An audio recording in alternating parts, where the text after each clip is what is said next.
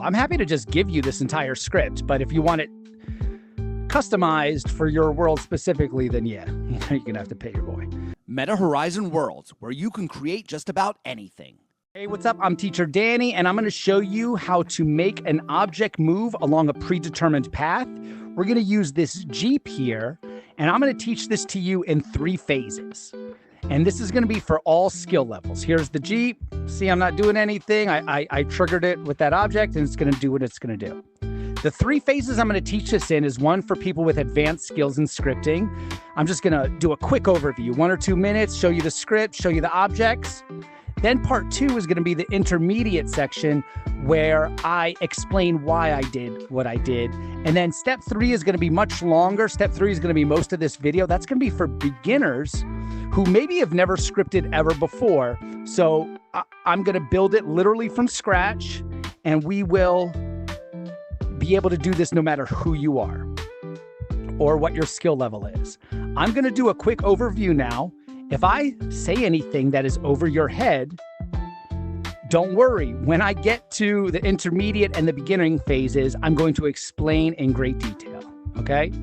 So for people who understand what this is, I used a cube as the controller, and that is what is going to have this script attached to it, okay?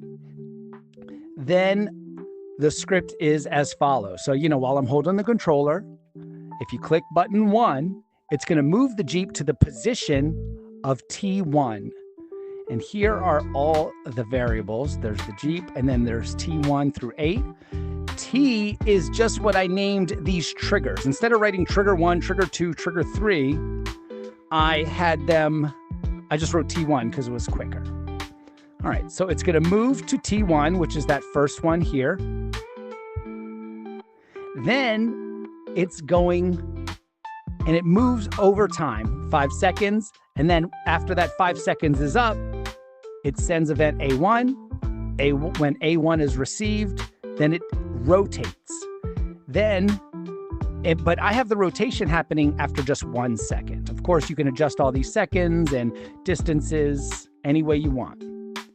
And that's basically the whole pattern. It moves, sends an event, rotates, sends an event, moves, sends an event, rotates until it gets to the final destination where it just rotates into the position that we want it to be in. And of course, there's ways to, customize this completely. If anybody wants this custom built, let me know. I'm happy to just give you this entire script, but if you want it customized for your world specifically, then yeah, you're gonna have to pay your boy. All right.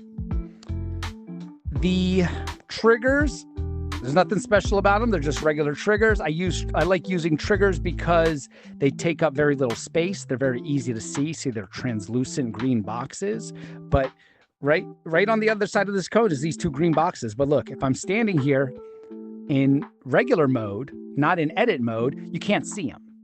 So I don't have to adjust them and make them invisible. So that's why I like using triggers.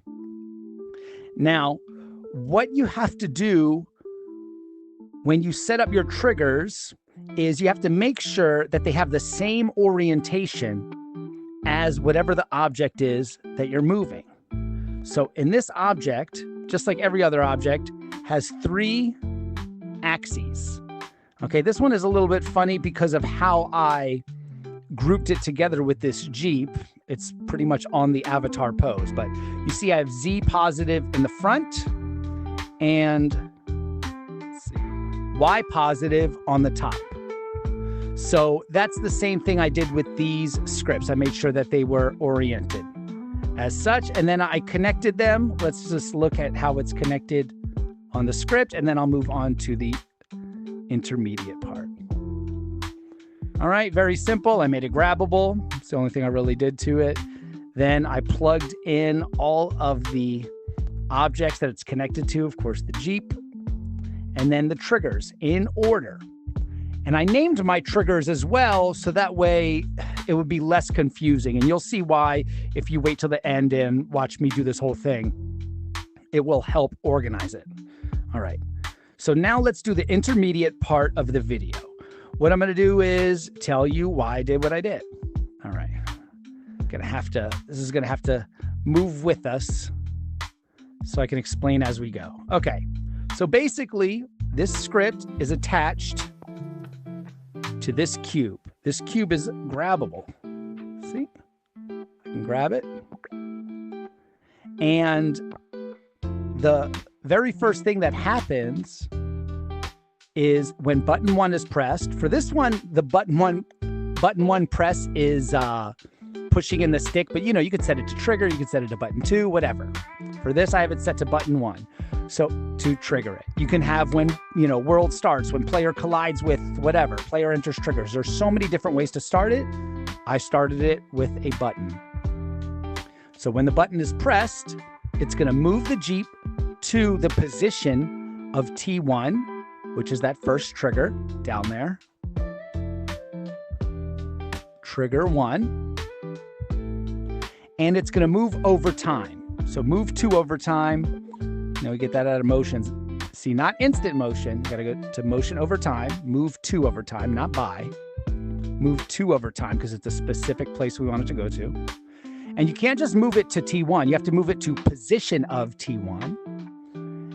And it automatically comes with 1 second delay. I changed it to 5 because I wanted it to take its time getting there. And when you go to operators and you go down here, this is where position of is under object transform to the position of object. Because here's how it goes. When you tell this Jeep to move to that trigger, it's not saying, oh, that trigger over there, go move there. It's saying, change your coordinates to match that trigger. What does that mean? Well, every single object has an attribute section. So I touch this, I push up, to open up its properties manual, properties panel. I click on attributes, and this is its position. These 3 numbers are the coordinates, X, Y, and Z, for where this Jeep is in relation to the center of the world. So when we tell it to go to the position of that trigger, we are not saying go to the trigger. We are saying match the position of that trigger. So let's click on the attributes. So the position is 123.52 is the X, this is the Y, and this is the Z. So it's going to change its position until it gets these 3 numbers. All right. It's going to be the same thing with rotation. After it moves there, and see, these 2 commands basically happen at exactly the same time. Not quite, but they happen in this order, but within milliseconds of each other. So the first thing it does is it moves the Jeep to the position of trigger 1 over 5 seconds. Then it sends the event A1. I named it A1 because I just wanted it to be quick because I have like this long list of events. And when you put something as letter A, it goes towards the top of the list because it's alphabetical. So it's going to send the A1 event to itself after 5 seconds. So even though this send event to self after 5 seconds happens immediately after this, it is going to wait 5 seconds before it triggers itself. So this Jeep is moving and it's taking 5 seconds to get there. Then this gets triggered right away while the Jeep is moving, and it waits 5 seconds. 5, 4, 3, 2, 1. And then after 5 seconds, it sends the event. The next event is A1. They don't have to be underneath each other, but that's it's just so much simpler that way. All right, so when A1 is received after that 5 seconds of movement, now we're going to rotate the Jeep to the rotation of trigger 2. Again, it is not saying rotate trigger 2 to the same as trigger 2. It is saying get the coordinates of trigger 2's rotation and match it. Change the Jeep's rotation to that rotation. And again, you can't just put in T2. It has to be rotation of. Because when you say T2, that's the object itself. But we're not going to an object. We're just matching a rotation. So go to rotation. And I only have this going after 1 second. It only takes 1 second to turn. I figured the turn should be quicker.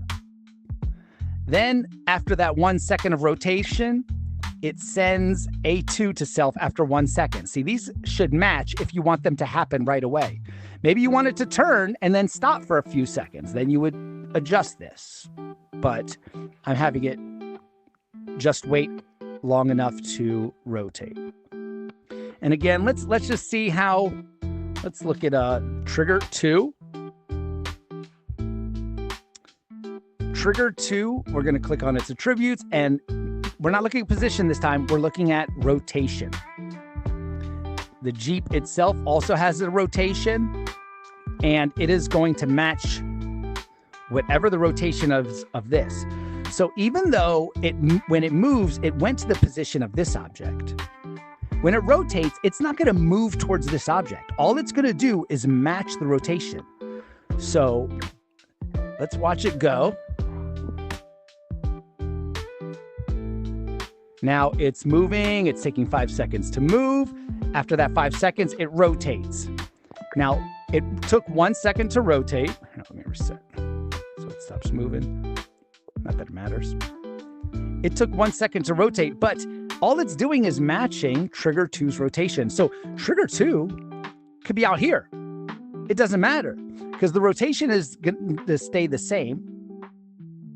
So this time, if I do the Jeep button, it's going to do the exact same thing.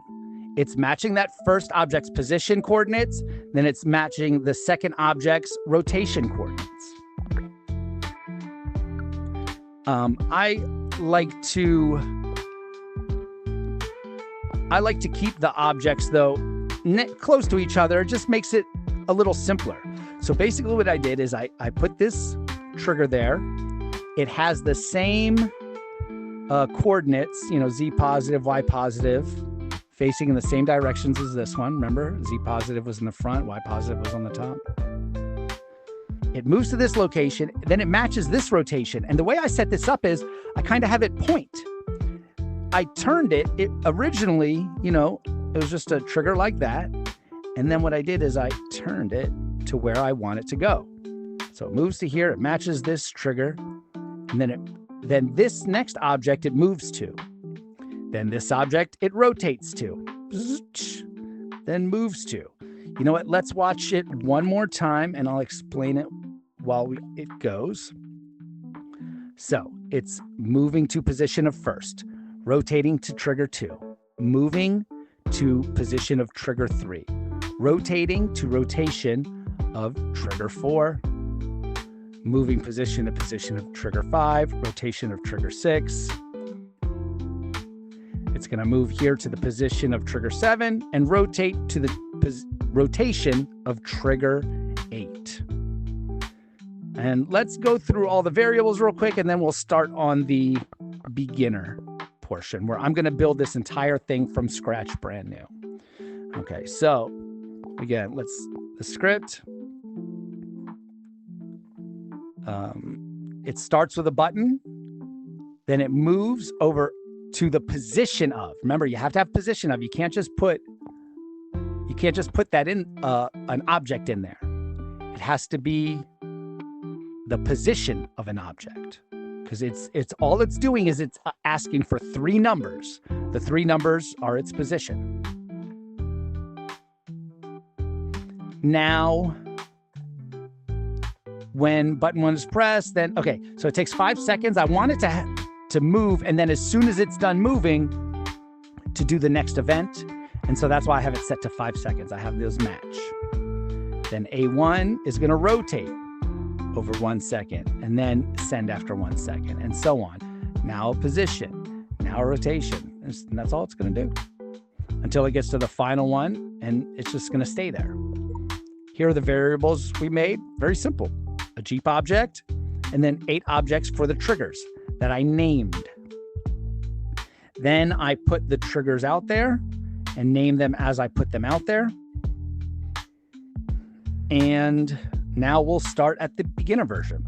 All right, let's make this little bumblebee move instead of using an object. Oh, you know what? I built this before. I'm gonna go ahead and take everything off of it because again, I wanna start from scratch.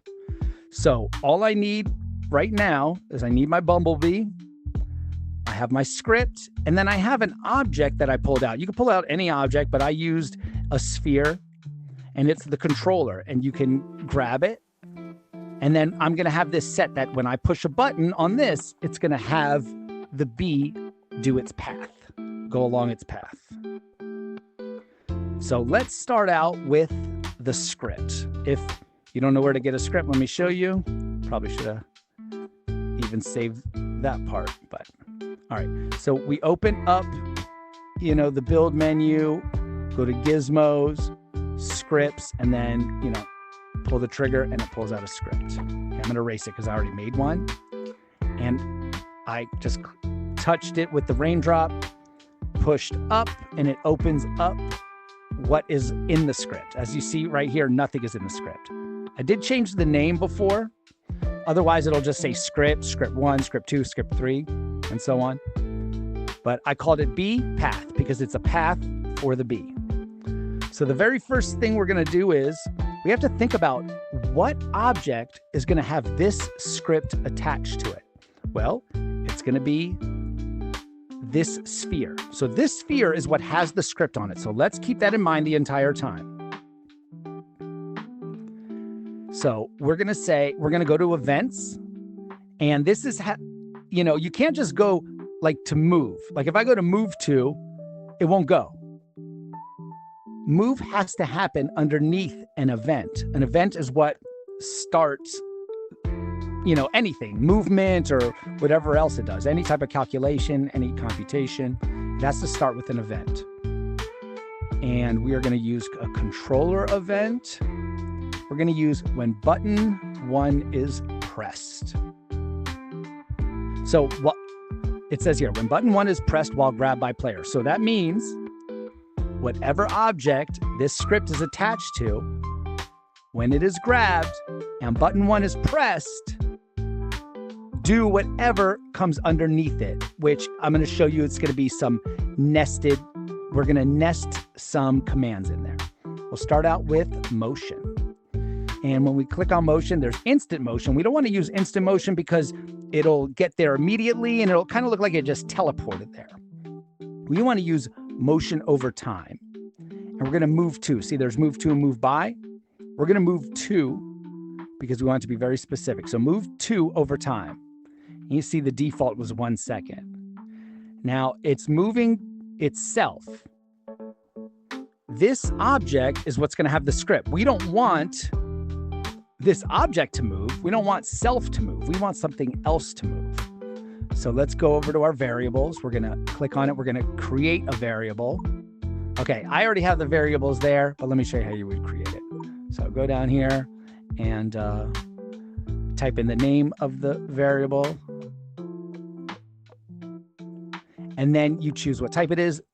It's only going to be objects today, no lists. And that's it, confirm. And now you have the bee. All right, but I already made one down here, so we're going to use this one. So I'm going to grab B. I'm going to drag it over. So it's going to move B to these coordinates. Remember, we were saying the position of has 3 coordinates.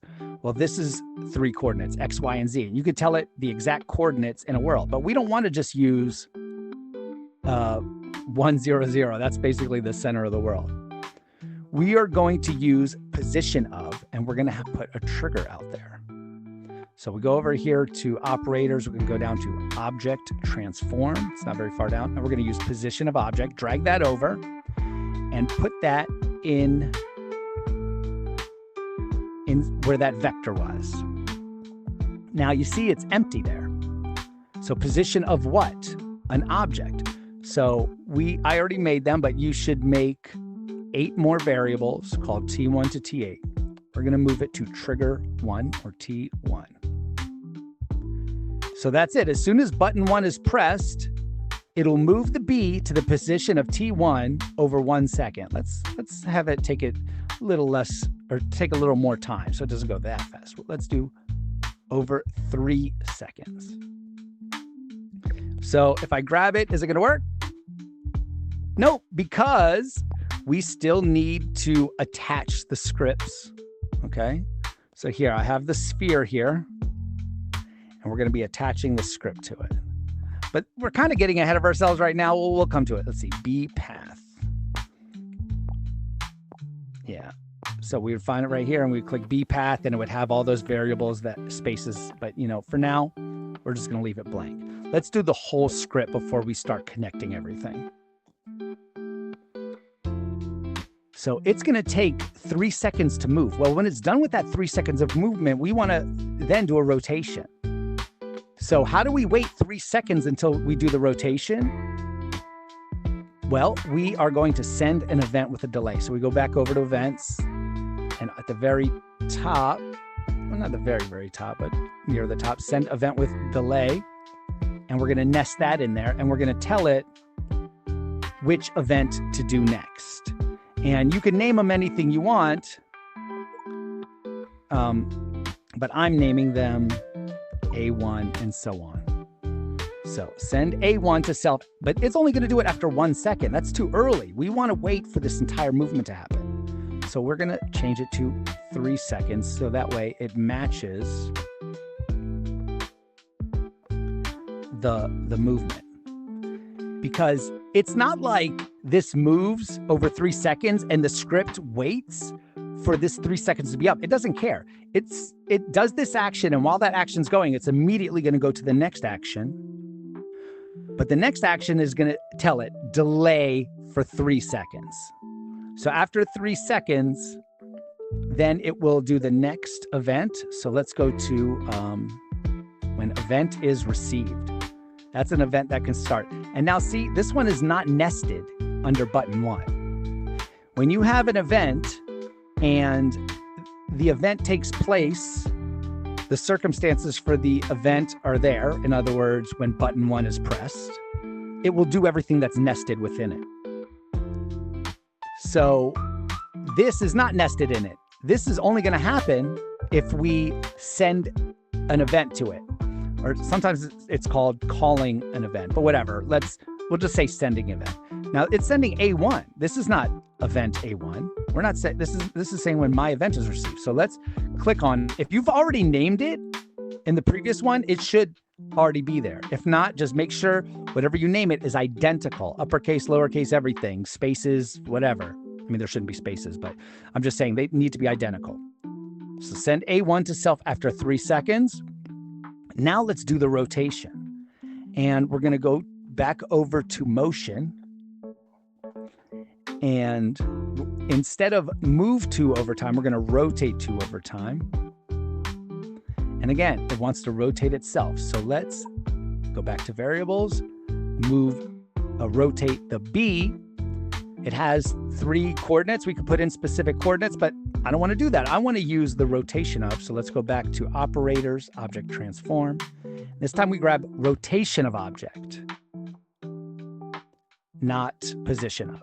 So the rotation of which object? Well, we already did trigger 1. Now let's do trigger 2. I know that maybe some people who have more experience with this are watching this and know that there's much more efficient ways to do this. I'm not teaching you efficient. I'm teaching you functional. You practice this when you really click and when it really clicks and you understand it in your head, you can make it more efficient.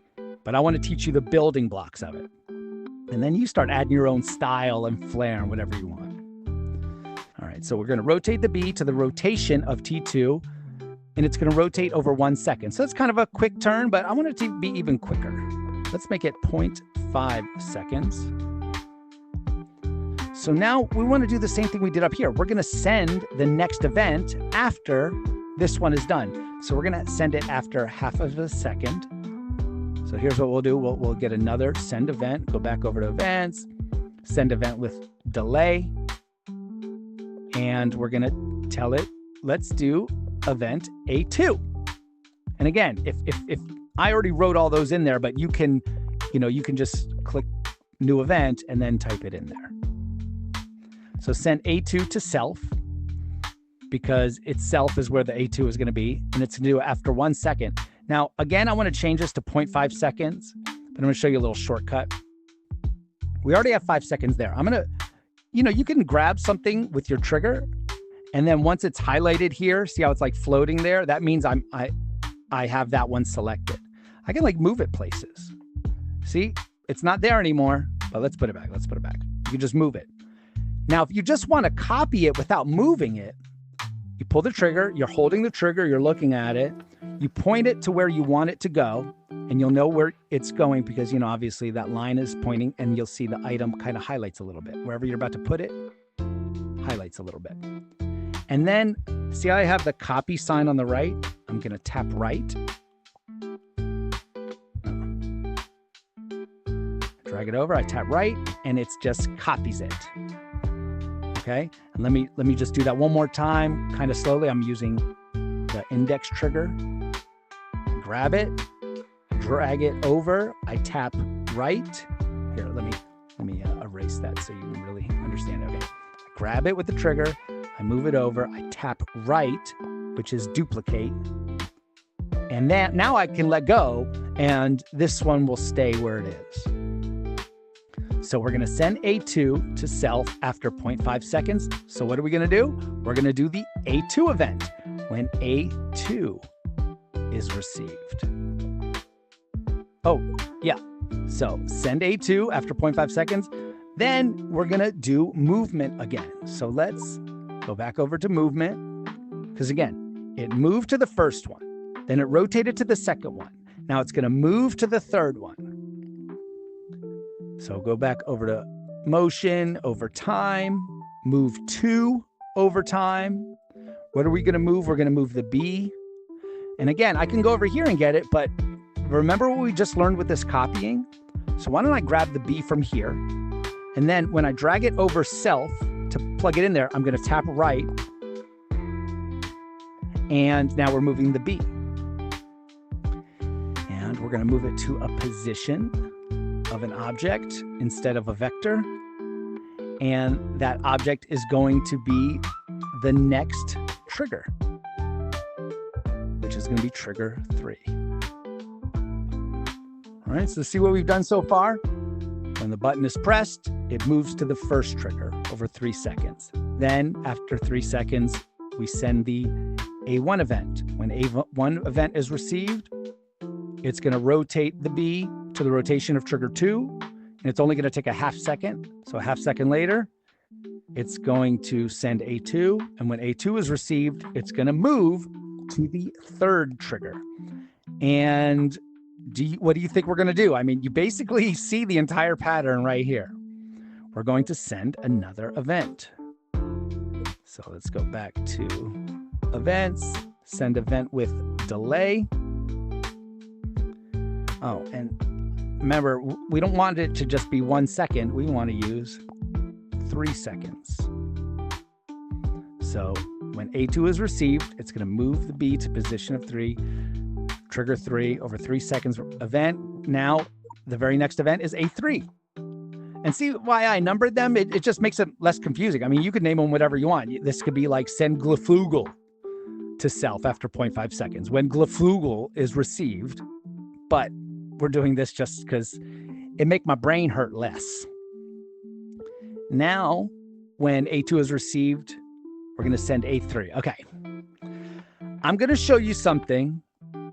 You know what? I was going to show you another copying trick. Let's go ahead and do it kind of manually one more time, and then I'll show you a way to copy it. It's just that, like, some of the logic, it can be a bit much to hold in your head if you haven't done this too many times. All right. So when A2 is received, it moves over 3 seconds to the position of trigger 3. Then we send A3 to self after 3 seconds. So when event is received, when A3 is received, then we're going to rotate, because we just did a move to T3. Now we're going to rotate to T4. So rotate 2 over time. What are we going to rotate? The B to the rotation of object, and that object is going to be trigger 4. And how long do we want it to take to rotate? We want it to take 0.5 seconds. Well, I already got one there. Then when that 5 seconds, half a second is done, 0.5 is the same as half, then we're going to send A4. send A4 with delay. To self after, because remember, I want them to match.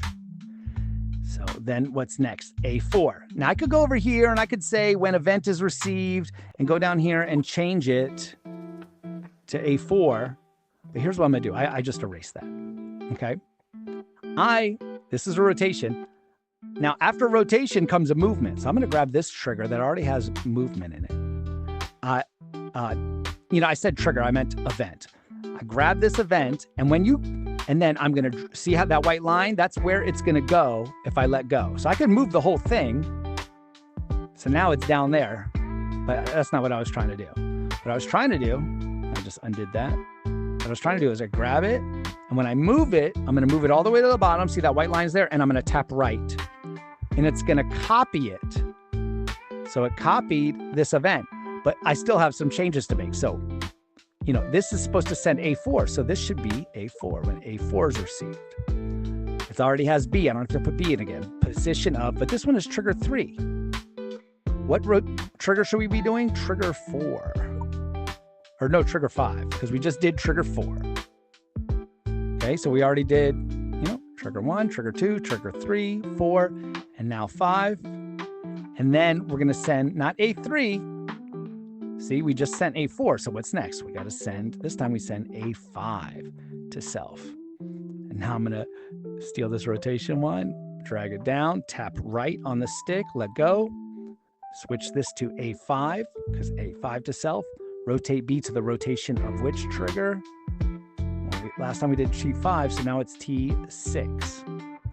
And, for the way we set this up, it's not always going to be like this, but the way we set this up, the rotation is just, the trigger plus 1. I mean, the event plus 1. So A5 uses trigger 6. All right.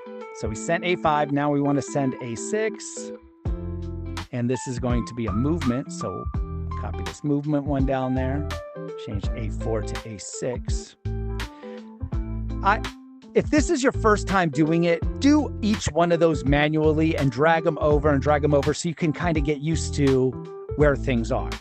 When I first started this, I'd be like this. I'd move it, and I'm like, where's that thing? I swear I saw something move to, or, transform or whatever, and have to look each one.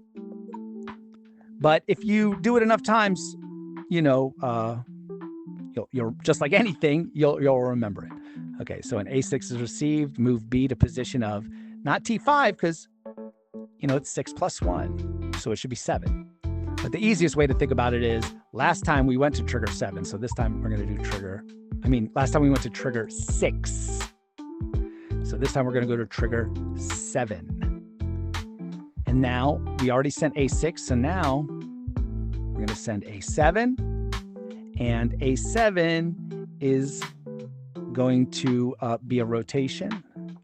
Drag this down here. You know what? I'm not gonna drag it. I'm gonna grab the event again. Okay. When event is received, we sent A7, so we want to do A7. When A7 is received, we're going to rotate, motion, rotate 2 over time, rotate the B to rotation of trigger 8. And again, we only want it to take half a second. So I'm going to drag this half second, copy it into there. And that's essentially it. That's the entire script. So let's just look at the entire script. You press the button, the B moves. After 3 seconds, it goes to the next event. After half a second, the next event, and so on and so on. Now we're just going to set up the triggers and connect everything, and we'll be done. You pull up your build menu, go over to gizmos, pull out a trigger, and we want this trigger to match the orientation of the B. This is very important. So the B, what's the B have in the front? The B has X negative in the front. So let's put X negative in the front. Now, what does it have on the top? Y positive. Okay, this one's Y positive. Great. So it's pretty much matched. And to make it completely even, I push down on the left stick so the little magnet is there, and now it's in snap mode. So now when I touch an object, those little spheres are there. And as soon as I grab it, it's going to even itself out to become parallel to the ground. And then I'm going to grab it and put it right in front of the B.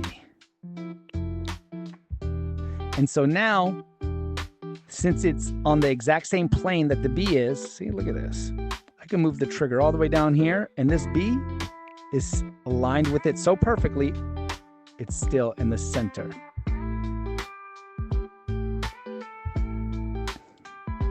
Now, I'm going to show you a trick. Like, let's say you're like, oh, okay, hold on. Which one is Y? I twist it, but it gets messed up. Well, here's what you do.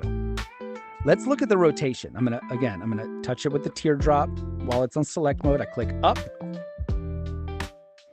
There's the B. I'm going to click attributes to look at its rotation. That's its rotation, 0 to 70, 0. So now I'll open up the trigger's rotation. Remember, I want it to have the exact same rotation as this one. So I'll click on attributes, I'll look at a rotation, and I'll just match those. So the first number is 0. The Y rotation is 270. And the Z is 0 as well, see? And once I've changed those, manually, now it's the same thing. It's exactly the same rotation as this. Y positive on top, Y positive on top. Z positive to the right, Z positive to the right, and so on. Okay. And again, I want to move it directly in front of the B. Now, this trigger is going to be the first location that we go to. Let's see. Go ahead and close the B menu for now. And this is the first trigger we made. Let's call it trigger 1. And let's move it to where we want the B to go. So let's say we want the B, or let's use like these cones. Let's say we want the B to, match these cones and where the cones go. You can pick whatever path you want, obviously. Something like that. Okay. All right, so we have the first trigger. It moved to there. Now, what is it going to do in regards to that trigger? It's going to move to the position of that trigger. So whatever this position is, see here, that's the position. See, as I move it, the position changes. Slide it down, position changes. Only one position changing at a time. See, this one's going to change the middle one. Because I'm only grabbing, one of the axes at a time. Okay. So that's why I was only changing one at a time. So again, I have the trigger. I named it trigger 1. I'm going to go to copy. And then I'm not pulling the trigger or anything. I know it can be confusing because we call this a trigger and the index trigger is a trigger. We say index trigger. So I'll try to remember to say index trigger when I'm talking about this one. So when we use the index, let's say index button. Index button, I'm not grabbing anything. It's set to duplicate. I'm just touching it. See, it's green now. It's not blue anymore. It's green because it's on duplicate. I touch it and see that when you touch it, the coordinates start showing. The axes start showing. So what I'm going to do is I'm going to use the green teardrop. I'm going to touch the cone arrow looking thing. It looks like a cone arrow. And I'm going to grab it with the index button and pull out. And it made a duplicate trigger on the exact same plane with just the X coordinate slightly different. And let's name that one. So this one is trigger 2. Now, where do we want this to go? We want to point. Remember, X negative is the front. So it's going to match this rotation. So it moves to this object, then it's going to rotate to the rotation of this object. Well, we want it to go to this cone here, right? So let's just point the X negative towards that cone or whatever the front is. So it's going to move up. The B is going to move up to here. Then it's going to rotate to that. Okay. So let's copy it again. So I put it on duplicate. I touch the trigger. I grab the cone with my index button. I drag it out. I'm going to rename it trigger 3. And this is where it will move to. It's going to move to the position of this over 3 seconds. Now we also want to do a rotation. So again, I'm going to go to copy. I hover or just touch the trigger, and then the axes show up. I grab the cone and just slide that out. I went back to select mode so that way I can if you, I guess I didn't mention it in the beginning, but if you keep like accidentally copying stuff when you didn't mean to, that's 100% normal. I'll tell you what else is normal, to end up like, oh, I'm in regular mode. Oh, now I'm in this mode, because you accidentally tap, the wrong direction on these sticks. So that happens all the time. You'll eventually get used to it. Okay, so I just made this copy of trigger 3. Let's name it trigger 4. And we're gonna adjust its rotation. Instead of like moving it manually, because there's no way I'm gonna keep it perfectly straight. And I did it on that last one. I didn't explain it. I should have explained it. But so how before we use the cone to like move things. This time, when you touch the cube near its axes, it has like a double-ended arrow that's curved. So I'm just hovering. I'm not pushing any buttons. Right. And then I touch that one. I actually grab with the index and I change its rotation. Where do we want to go? To that cone. Okay, so X negative, it's going to go that way. Go back to duplicate mode. Grab the cone, pull it along the plane, rename it. Okay, trigger 4, now trigger 5. Go back to duplicate. Grab the cone, pull it out. Now I'm going to rename it and set its rotation. So where do we want it to go? Okay, to that cone. So I grab it at the double-ended curved cone. There's the front. And point it towards that cone. Duplicate. Make a copy. It's going to move to this position. We're going to change the name. Trigger 7. Duplicate mode. And this is going to be the final trigger, and this is where it's going to end up. So let's say we wanted to look back at its original destination. So go back into select mode, touch the double arrows, have the X negative point which way we want it to rotate to. Now we have to connect everything and we will be done. So this sphere is what's going to get the script attached to it. So you open up its properties manual. Why do I keep saying manual? Panel. You open up its properties panel, you click attach script, and we're going to find the script that we want to name it, bpath. I have a lot of scripts in here. And see, these are all the spaces for the items that we made in the variables. So here's the script that we made with all the movement and rotations. Here's the variables that we have. Whenever you make a variable, it leaves a space in the properties panel. It leaves a space there. So we already plugged in B, but if we didn't, here, let me empty it. So, okay. If we didn't, so the first thing is first, we're going to connect it to the B. I'm going to touch the B. I click up to open the manual and I grab the blue pill. I drag that into B. I'm going to take this with me for a little ride. So now we have trigger 1.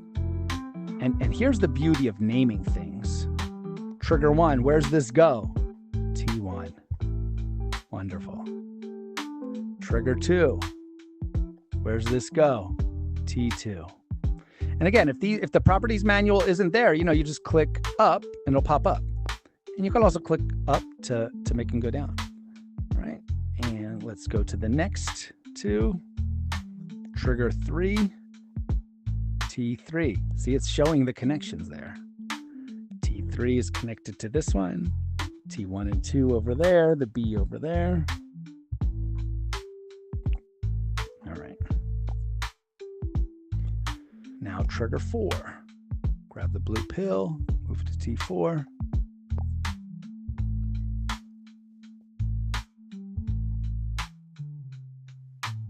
Trigger 5.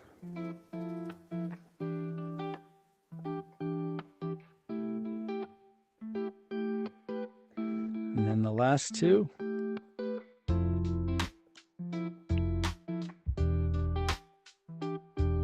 Seven. And 8. Oh, you know what? I wonder if you guys caught that. I wonder if when you were watching me do it, and you're like, you didn't rename the last one. Look, I have 2 trigger 7s. Should have named the last one trigger 8. Okay. And now grab the pill from trigger 8, put it in there. And I'm expecting it to work now. Okay. I'm grabbing it, and now I push button 1, and there it goes. See, it's going faster because I only gave it 3 seconds to get to its destination. The shorter the amount of time it has to get there, the faster it has to go to get there. And here's the beauty of the script. Here's what's really, really cool about it, is that it's so easy to adjust. Watch this. So that's the path the B goes. Well, what if I just want the B to go, what if I want it to go out, change the direction? It goes out that way. And, then I can put these out here. And then, you want to be more careful than the way I'm doing it. I'm doing it in kind of a sloppy way, but I just want to show you quickly. Look how quickly I just moved. We'll have it come right over here to the G. That's it. And now it's going to go along the new path. And it's just so adjustable. And, of course, you can add more.